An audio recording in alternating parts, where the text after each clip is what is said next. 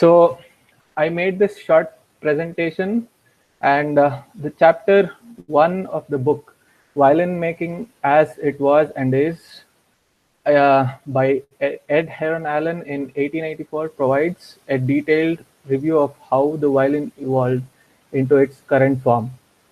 Early 15th century was when the direct predecessor of the violin first appeared, with 5 or 6 pegs and strings, and it also had frets. But what happened before that? So what happened before the Italians, the French, and the Austrians made their masterpieces in the 18th century? So I found this interesting because of this fact that the first form of a bowed instrument, the Ravanastron, was invented by Ravana, the king of Ceylon, which was more than 5,000 years ago. So this is a very interesting fact, I thought, and that is why I'm presenting this topic today.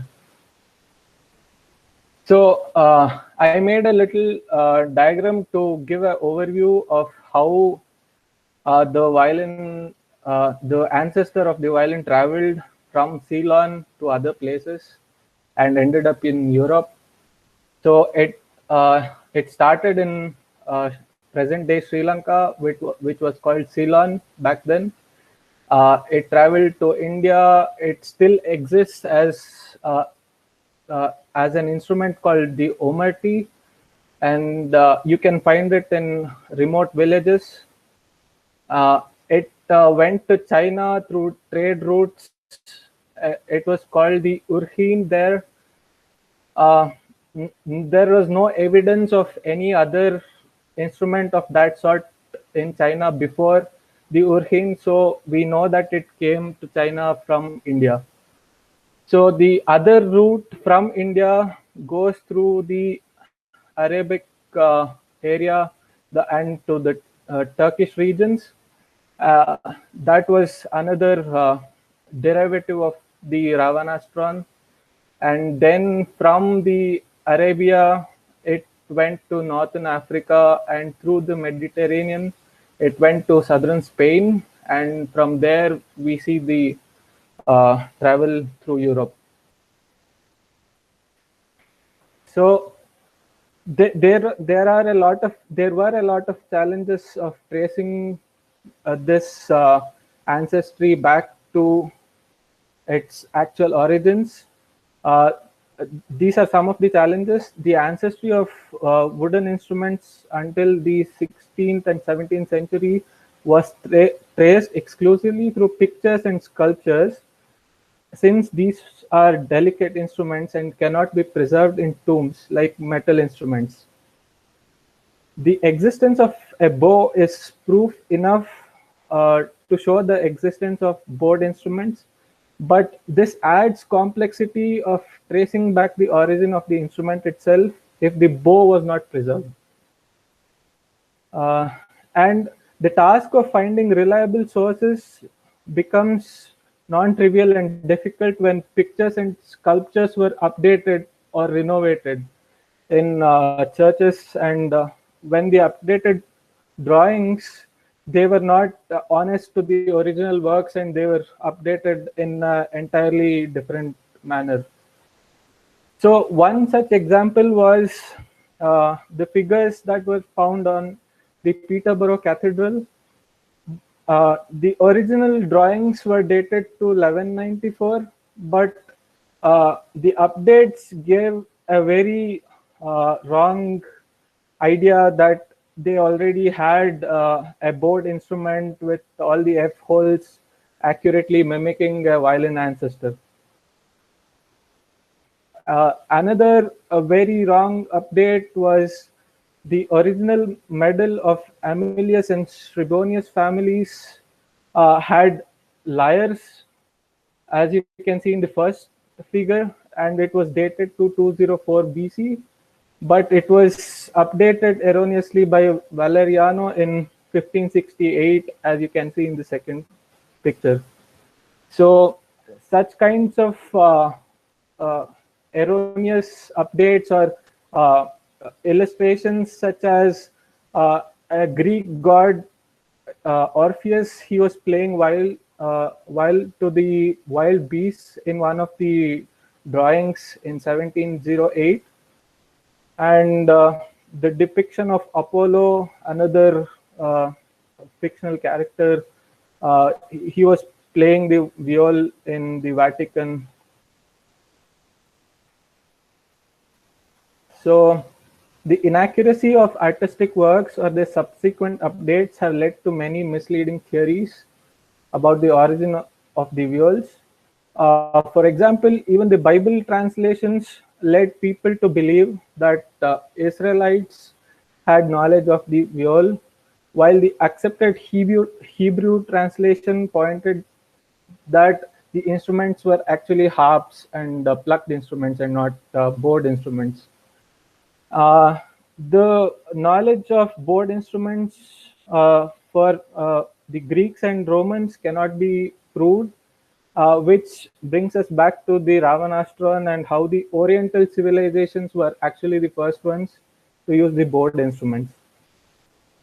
So on the left, you can see the Ravanastron, which was a part of ancient and modern India. And on the right, you can see the Omati, which still exists. The Ravanastron is the simplest form of a bowed instrument made out of a hollowed cylinder of sycamore wood. Sanskrit scholars have been cited to note the names for a bow that cannot be newer than 1500 to 2000 years old. Names like Kona and other names which were derived from Sanskrit, they are easily more than 1000 years old. There were attempts to show that the origin was from a Mohammedan clan or had Chinese roots, but this cannot be proved because if this was the case, the derivative of the Ravanastron could be found in on trade routes and in higher classes, but it is actually found in isolated and mountainous villages and districts of Hindustan. So again, this roots of Mohammedans and Chinese cannot be proved. So the origin of the Ravanastron can be proved again because of the existence of the Omerti, as I said earlier. So the next trace when we saw the map was in Turkey, and this instrument was called the kemange agus. And kemange means the place of the bow, and agus means ancient. There was another derivative of the kemange agus, and it was called the ribab. This was one of the distinctive ancestors of the modern violin, and one of the offshoots of this ribab is the goduk in Russian. And from Turkey, we see that the ribab went to North Africa through the Moors, and this was one trace of the Ravanastron reaching Europe before the viols in the 14th century became direct predecessors of the modern day violins. So the author tries to provide a parallel proof that it was the Egyptians and the Oriental civilizations that had the violins before the Europeans. So he also states that the Nofre in Egypt existed around 2000 BC without a doubt, as verified by the hieroglyphics and a preserved instrument in the tomb of Thebes. But these instruments again were mostly used with a plectrum and not with a bow. There is another instrument called the trigonon, which existed in 1880 BC in Assyria. The plectrum here is a long bow kind of instrument, but it was used to strike the strings, but at some point in time it changed from striking to using friction for bowing. So the earliest proof of an ancestor to the present violin starts in Europe in the 9th century when the viol was found in the monastery of Saint Blasius, Black Forest. This is actually in Germany. Then in the 10th and 11th century, you can find such figures, and these do not have any bridges or any F holes, but these can directly be related to the Moorish rebab that we discussed earlier. The gig and the viol from the bas relief at St. George's de Beaucheville. This is also from the 11th century. So it is from the 11th century that we see a clear distinction between the family of viols related to the modern violin and the family of related to the Moorish rebab, which lasted well into the 17th century. So the viol from the sculpture at Notre Dame de Chartres, that is the first diagram we see, that is the distinctive ancestor to the present day viol. And the second diagram is the Moorish rebab, which also is one of the ancestors to the violin, but it died out in the 18th century. So the Germans call all the board instruments Geiger. The gross Geiger is the big one. Gross means big. And they also have the Klein Geiger, which is smaller than the gross Geiger. And they also come in 4 sizes, like the modern violin family. So the last relic of the Moorish fiddle is the poche or pera, which survived till the 18th century, and you can see it in the first figure on the left. And then in the early 16th century is what you see as a 6-stringed ancestor of the present viol, and it was the device of John Operinus in 1530 that this was illustrated. And finally, the direct ancestor was recorded in the 15th and 16th centuries, and this was one of the instruments called the viola da gamba. And the family that is called the viols, they are always big, and they are kept between the legs, and they used to play it like that.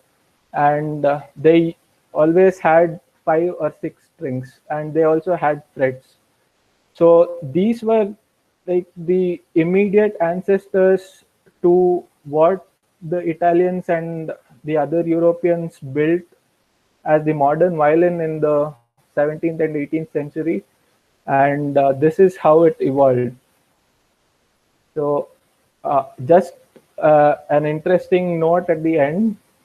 This was a rare violin made in 1684 by Antonio Stradivari, and it was sold for 1.6 million pounds at a sale in London.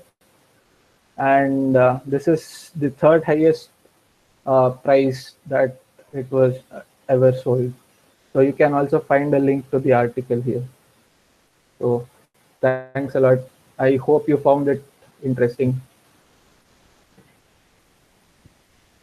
Absolutely great. Very, very detailed history. Yes, it was like I could understand the types of violence and which you showed. It's like you get it in some. You feel like you want that violin when you were in the old days. Uh, yeah. Super. Thank you. Like wonderful work, Mahathi. Great job. Great presentation. Thank So you. you said Ravana's throne, no? Ravana is supposed to have born in Rajasthan. Okay. So the Rajasthan Brahmin, there's some clan who was supposed to have gone there. Then he went and conquered Sri Lanka. So that is a wonderful thing. But I would also like to know about how come these sculptures are there in all our temples, Chidambaram, Mysore, all these temples, sculptures are there. We should Yes. do some research on that also. We will do. Yeah.